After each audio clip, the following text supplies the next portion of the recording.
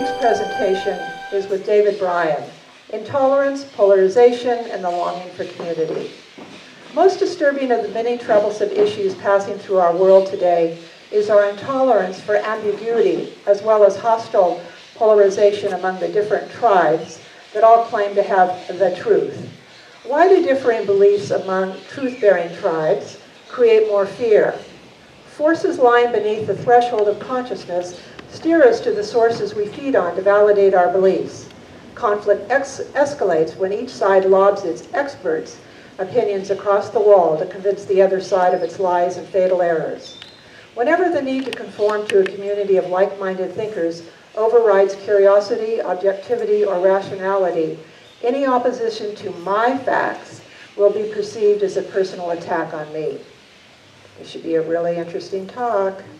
David Bryan spent his professional life as a psychotherapist, helping people understand how culture and education, family, religion, social media, and trauma organize what we think, how we feel, and why we polarize. This talk is going to offer suggestions on how to cross the continental divides of truth and reconnect ourselves to the central humanness common to us all. This will be David's 15th presentation at Open Circle. So please join us for that, and maybe tell people who don't get the email, because I think this is very important. This week's presentation is with Howard Willis, A Journey of Discovery to Opera in Ajijic. In telling his own story of discovering the beauty of the art in musical theater, he hopes to inspire others who have yet to find their own enjoyment in operatic themes and musical compositions. By telling his journey of bringing the Met Opera live in HD, he hopes to encourage those of us who have embraced the art form to get more involved in the promotion of opera here in our community. In the third act of his presentation today, he will describe the Chapala Opera Guilds' vision to sustain community opera with the Visión Opera Tres Años. Please join me in welcoming. Oh wait, I have more of him. No, don't join me yet. I need to turn the page. I need to tell you about him. Howard Willis is a longtime resident of Ajijic and Guadalajara. He graduated from the University of Memphis with a BA in Literature and a JD in Law. He went on to a successful business career, including the relaunch of the Holiday Inn hotel brands in Mexico. After selling their business in real estate and sign graphics in Florida, he and spouse Allegra retired to Ajijic in 2018. So please join me in welcoming Howard Willis. He'll be here in a second. His wife Allegra is going to speak also at some point in this. Are you on? You're good? You're good? Thank you so much, Kat. Well, first of all, Kat is always a hard act to follow, right?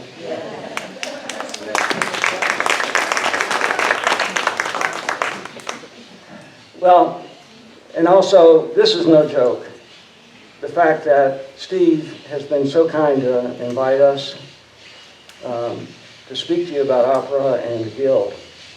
And then, on top of that, to include us in your very kind donations. We're very humbled by that. So thank you for that. Today, I'd like to just talk to you about a few things that I discovered in getting involved with opera. Also, I have my team here, Allegra and Elizabeth, who will also share with you some of their experiences as well. I also want to tell you on behalf of the Movie Space and the Metropolitan Opera and the Chapala Opera Guild that it's been an amazing experience. And one of the discoveries that I will refer to periodically is that the whole idea of bringing forth the Met Live in HD here was accomplished by you, the community. When Allegra and I decided to pursue this idea, we said to ourselves, well, it's going to take a village. We'll help it get started, financially and effort-wise, but it's going to take the whole community to step forward. And we really had no idea how large the opera community was and if there was enough interest.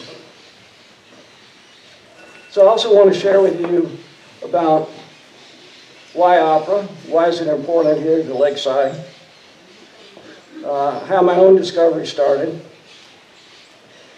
and also Elizabeth and Allegra will talk about how they found opera. Finally, the Guild's potential role, because really the way we were able to kick off Net Live HD was through the Guild. The concept of an opera guild, which is not new for many of us in the US, and we borrowed that model. So, opera. It brings all kinds of images to mind. Some of us think of the Met years ago. I don't know about you, but I can remember a long time ago, my perception of the Metropolitan Opera was you had to be a six-figure executive. You had to wear high fashion. The fashionistas wanted to display themselves, and the gentlemen came to the Met in tuxedos and suits. Well, I think it's changed a lot since then. And all you have to do is come to a Met Live performance, and you'll see there are people of all types, all persuasions, from men in blue jeans with holes in their knees to ladies who are very beautifully and very nicely dressed. So I kind of see the people who react to opera as either kind of over here on this side, where a friend of mine, for example, a golfing friend here in Chapala, one day I said, hey, would you like to go to the Teatro Diana with me and see whatever the opera was? He said, Howard, I'd rather get a root canal than go to an opera. Then you had people like me. I studied literature, English literature in college. I loved literature and classical music. Somehow opera over all these years, never made it to me. But I'm going to tell you about how I got there 8 years ago here in Lakeside. And then over here on this side, I've talked to several of you in the audience today. You're absolutely over the moon with opera.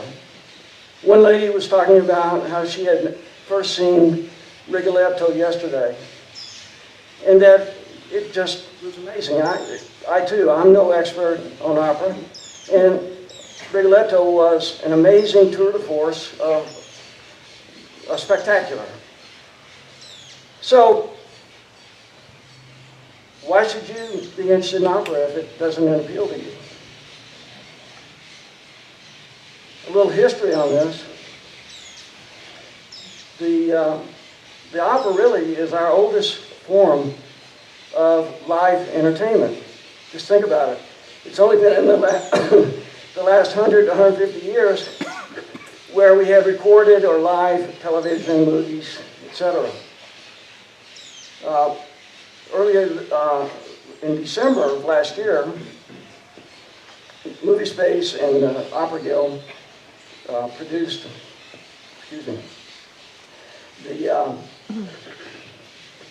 the opera Eurydice here in Ajijic. Well, one of the unique things about Eurydice, which is a story taken from the early Greek tragedies, was that it was the first and the oldest opera with the actual recorded music and libretto. And that was 400 years ago. So basically my reading tells me, maybe some of you in the question and answer period can relate to this. My reading was that in the mid to late 16th century in Italy, especially in Florence, when there was a commercial class and there were people, mostly the royal court, the dukes, etc., wanted to have entertainment and music. And so that came together from poetry and started really the modern version of opera, because we all know you can go back to the Greeks and really theater and opera really, we all know, originated from that period. So then opera in the 1630s, 1640s, the money classes began to build opera houses, and now it was really for the public. So I think it's amazing that opera has sustained itself all these years. Yes, it's gone through a lot of tough times, but thanks to technology and everything that's going on with the Metropolitan Opera, it's really seeing a resurgence. Now, some of you here may not be familiar with the Met Live HD series, so I'll go offline a minute here and just make sure that everyone understands that I think it's about 9 years ago, the Met decided they needed a partner to bring opera to the masses, and very aggressively worldwide. So they put together a program where they put 10 to 11 operas within their season to be broadcast with a full camera and production crew in the Met Opera House, and sent that signal offsite, beamed it up, and then began to recruit other audiences in countries like Mexico. So today the Met offers, I think it's transmitted to 134 countries, Allegra, I think it was, and many people throughout the world.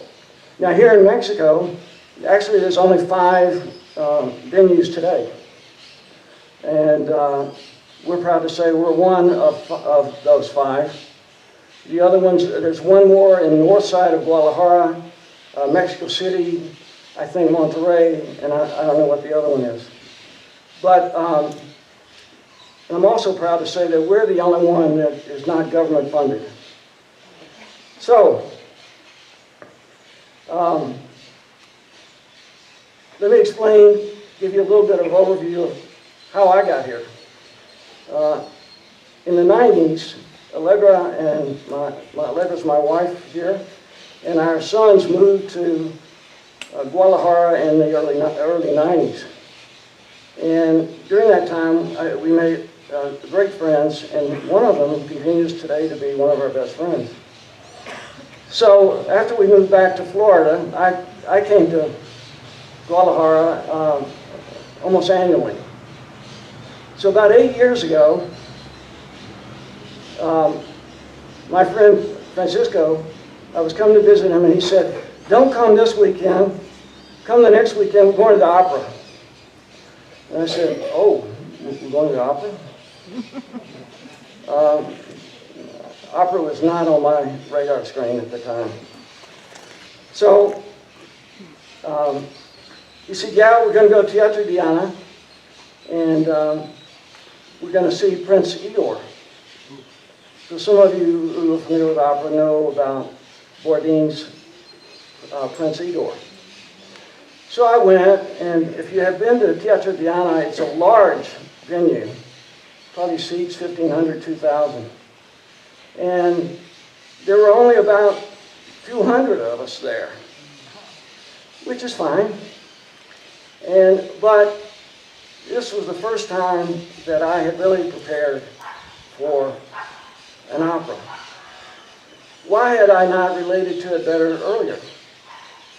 Well, because I had not taken the time, an hour, to read the synopsis and just investigate a little bit about where I was going to go and spend 2 or 3 hours. So I enjoyed reading the synopsis of Prince Igor, and the only problem was the subtitles were in Spanish. And so that was okay. My Spanish is, my wife will tell you that I get by. And so once I sat through the whole production, the introductions by opera stars, it was so exciting. And watching them move the sets at intermission. And of course, the orchestra is just amazing. It really, it's amazing the work they put in. So after that opera, I was sold. I thought, what have I been missing all these years? So I went back home, and then after that, every year I would come and visit. I generally tried to make it to the Diana.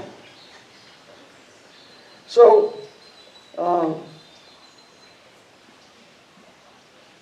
after that, it was now part of my life, my cultural life. But right now, I also want, for those of you who may question what your interest, where your interest may lie, I want to invite Elizabeth and Allegra. Elizabeth, if you'd come up first. Let me tell you a little bit about Elizabeth. She has become a true friend of the Opera Guild. She's the owner, innkeeper of Casa del Sol. And I wouldn't be here today if she hadn't, please come on up.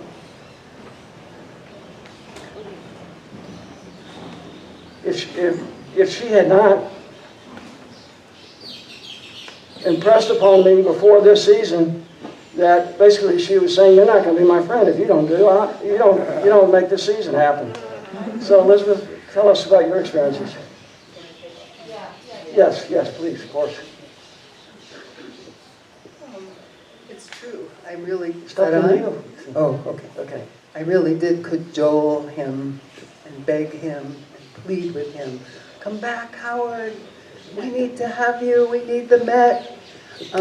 But stepping back, my exposure to opera and music was nothing. My father occasionally on Sunday would put on John Philip Sousa and march around the house with the broom going dun dun dun dun dun dun. That's me in music, right? Or boy across the street went to Boy Scout camp for a week, and I spent the weekend listening from the top 30 to the top 10 to #1, and I wrote them all down and sent them to him in a letter. So my orientation to music was not there. But then when I went to college, I said, okay, I'm going to take a music appreciation course. I'm going to learn about classical music. And the final exam was to perfect. We had 5 records at the time.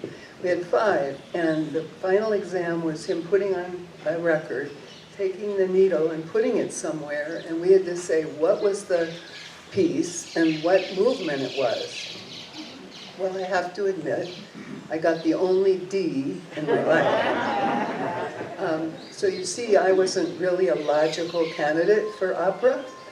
But then a friend, a friend took me to a light opera.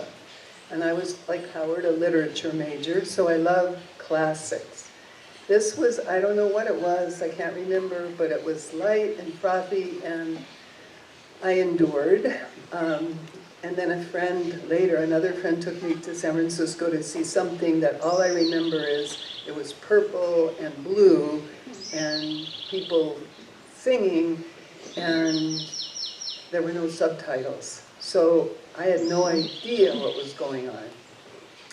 Well, now in present time opera, those that are transmitted live from New York, we have super titles, so you know that you can understand in English what's happening in Italian or German or French. And it's not the fat lady singing. It's not when her here and him here and they're singing, I love you, I'm gonna die for you. No, it's not like that. You're up close. It's drama. It's authentic. The words and the music are synchronized in the most exquisite way. And how I was introduced is a friend said, oh, I want you to learn about Wagner. Okay, I'm game. So he went in not to the life of the man so much, but to the life of the Ring, which is 4 operas. A couple of them are 5 hours in duration, and they're psychological. And the opera begins, you're in the silent room, and it begins with the ominous, portending E-flat minor. And that's how it starts. So I became addicted to Wagner's Ring. And with these friends, I would go twice to Seattle, twice to the San Francisco where I'm from, and once to New York to hear Wagner. And then I was hooked, and then along comes the Met, the New York Metropolitan Opera, the finest opera company in the world. I learned yesterday they have 30,000 employees. And it's opera, the finest opera talent in the world comes there. And we have that here in this little pueblo. Excuse me. So when I then, fast forward to present time, was coming here and looking for a little boutique hotel to buy, I drove into town one day, and there on the marquee was the Met. That sealed the deal. And I met Howard, and I joined the Opera Guild on the spot, and then came COVID. Now COVID came for all of us in our own way. It came to me 4 months after I opened Casa del Sol. It was devastating that we were closed. And of course, the movie space, the theaters, the opera was also closed. So now the movie theaters are opening, and that's when I began badgering Howard, please, come on, do it, let's do it. So he said, okay, if you'll help. So my help, I just want to be clear, is minuscule. I have a location, the hotel, where people can come and they can contribute to the Opera Guild, 700 pesos, $35, or they can actually sponsor one of the transmissions. So for 5,000 pesos, 10,000 pesos, $500, you can sponsor the satellite transmission from New York to Ajijic. Or as I did, you can do it with your friends and split the cost. So all I want to say is I will be here at the end at the end of the evening or event, whatever this is. If you're interested in a membership, the Guild memberships help provide the publicity that is done, and the transmissions are what enable us to have the opera here in Ajijic. So the last thing I want to do is a little plug. I was in Valle de Guadalupe between Ensenada and Tijuana this past week looking for boutique wineries because I'm from California. And we found a winery called Concierto Enologico. So on the 9th, a week from Wednesday, we'll be having a wine pairing at the hotel featuring these wines. On each bottle is a little code where it tells you what music goes with the wine. The first one is Operatura, the overture. So we'll do those 3 pairings, and then on Valentine's brunch, the 13th, we'll have a Sunday brunch from 9:30 to 2, and we're going to be featuring we found a winery that has a little boutique winery with 300 case production that has gold medals, 2 gold medals, and we're going to be, our Sunday brunch will have crab Benedictine, no, is that right? Eggs Benedict, crab Benedict, and crab omelets, and we're bringing this wine It's a very pretty peach-colored dry Grenache rosé. I hope you'll come. Thank you so much. Thank you. Okay. So, what I love about Elizabeth's story is that she's come here, she's invested her hard-earned money, she's made a big contribution to the business community and now to the arts community. So I'm very humbled by what she's been able to do to help us. She's really our home here in Ajijic, because the Guild really cannot afford, there's no one on the payroll. So anyway, I'd like to invite my wife Allegra up, who was even a little more remote from opera than even I was. So come on up.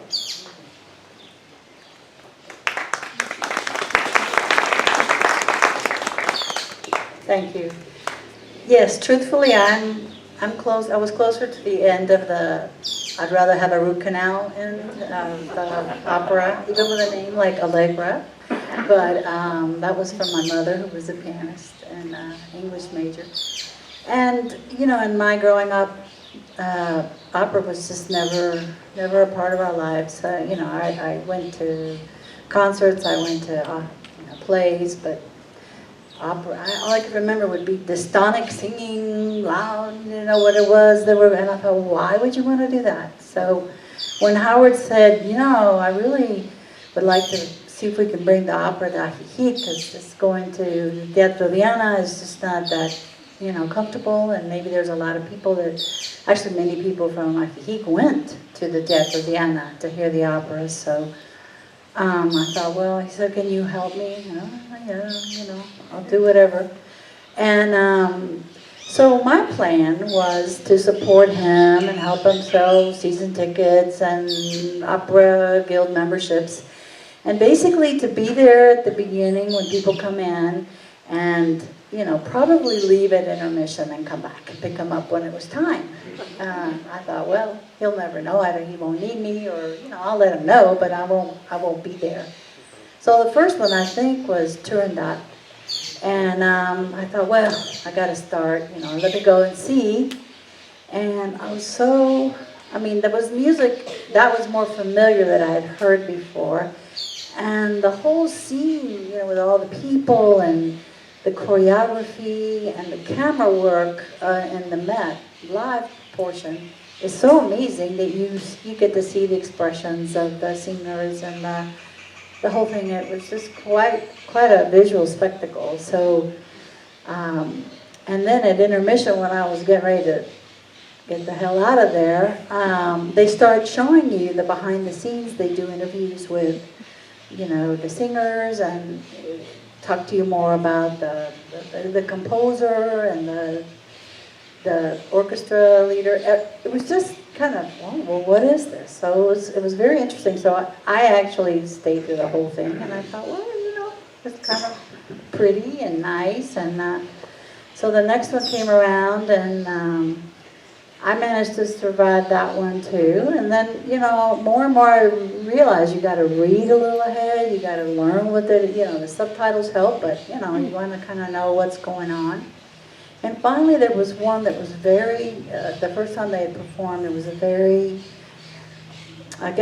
modern interpretation of a very old story.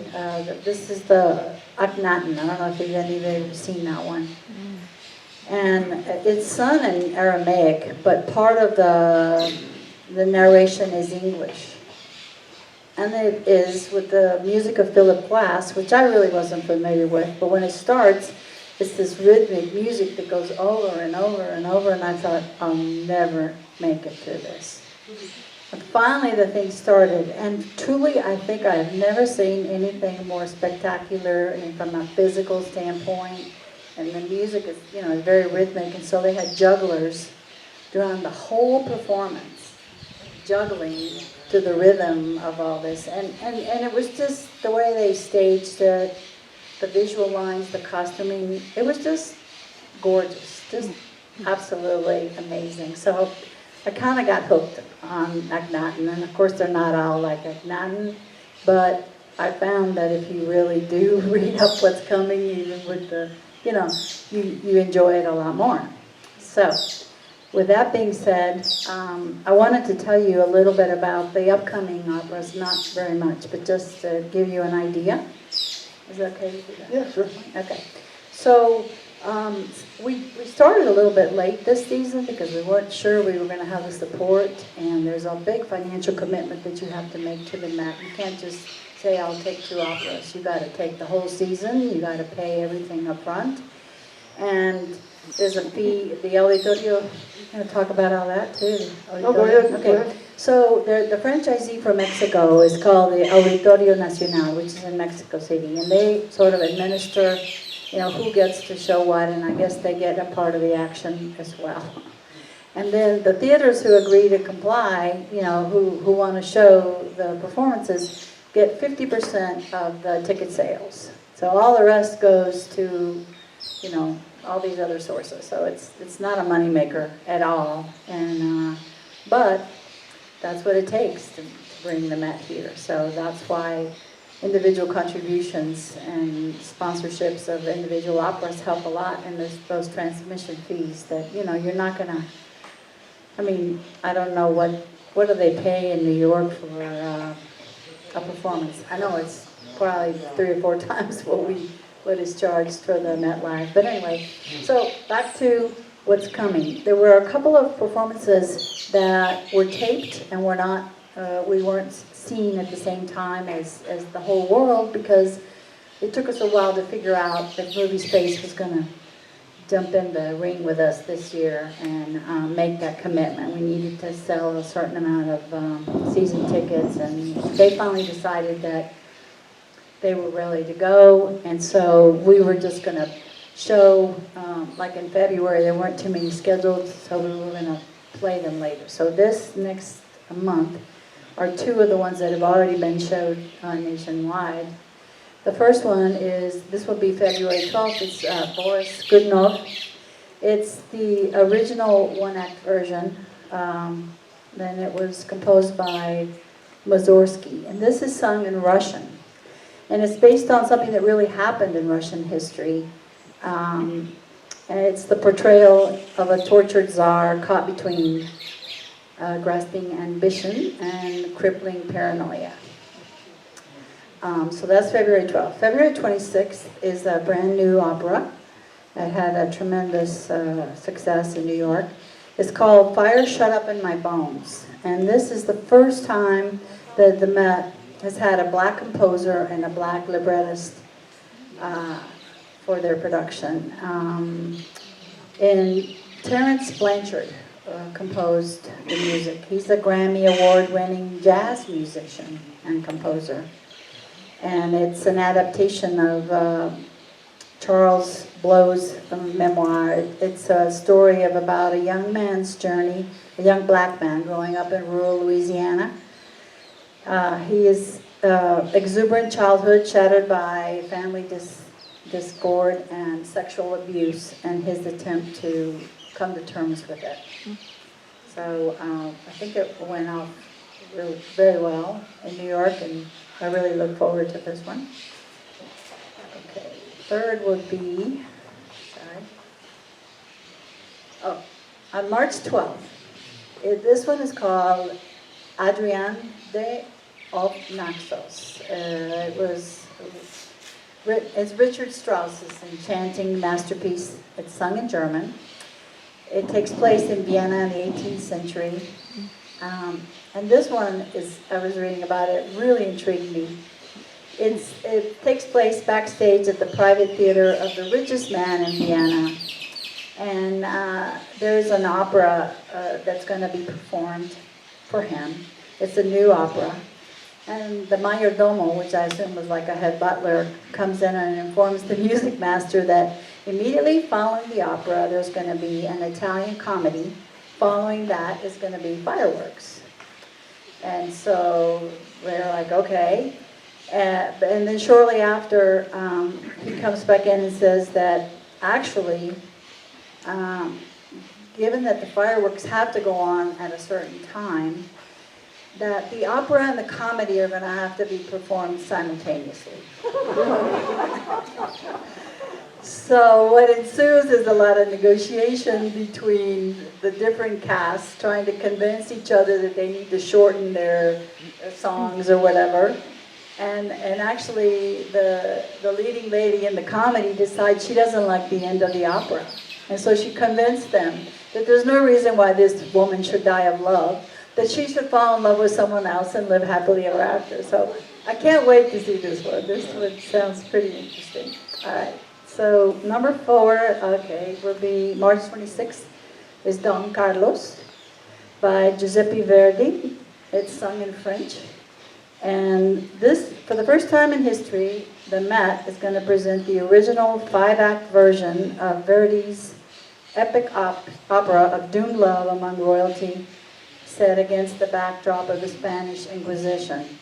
This is such a long opera that it's starting 2 hours early? Yeah. Okay, 2 hours early. So instead of the normal 11:55 time, it's going to start at 9:55 a.m. Just a heads up. Following this one is May 7th. It will be Turandot, or Turandot, as some people say.